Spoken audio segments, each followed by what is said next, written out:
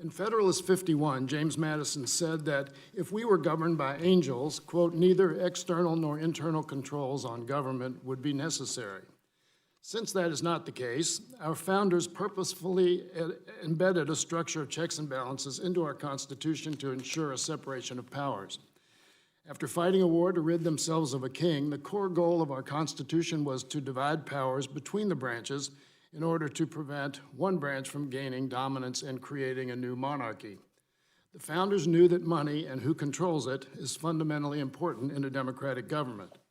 They were adamant that Congress control the power of the purse since it can act as a critical check on the president, and because of the House's biannual elections for members, it is the branch most accountable to the people.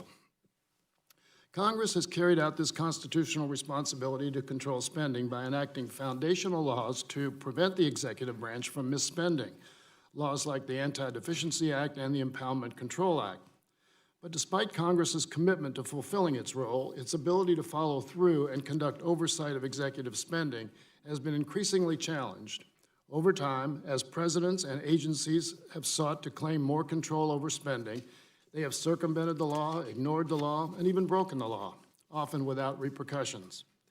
This threat to the American experiment transcends presidents, parties, or politics.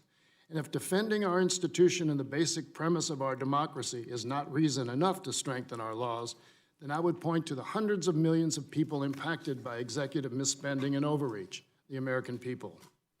The erosion of our nation's separation of powers poses tangible and destructive impacts for constituents, states, and localities, and the operation of government. Our communities count on the funds we appropriate. Whether it's disaster relief, infrastructure investments, improving our military bases and housing, or strengthening our education and healthcare systems, the American people need to know that when their representatives in Congress pass an appropriations bill and it is signed into law, a structure is in place to ensure that that money gets to the people who need it. That's why the growing lack of transparency about how the executive branch uses non-public apportionments to exert control over agency spending is a major problem.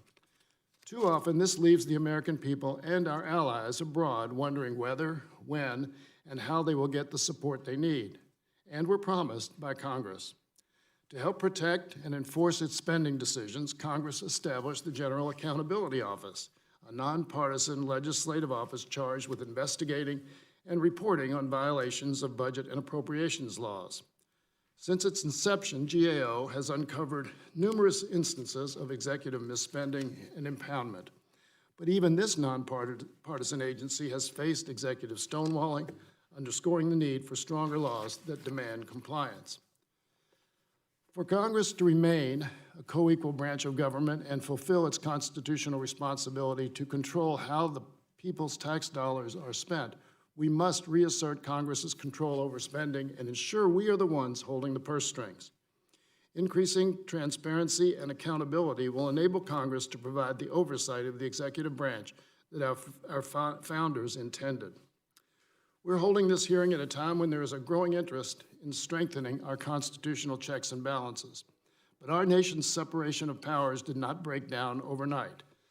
Decades of presidents and federal agencies testing the limits of their executive powers, a changing world that requires quick government action and access to resources, and an increasingly divided Congress more focused on what divides us than what can bring us together, have all exacerbated this clear and present threat to our democracy.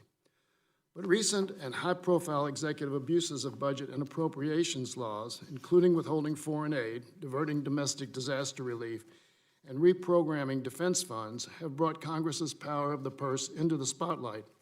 And as a result, the American people are demanding action.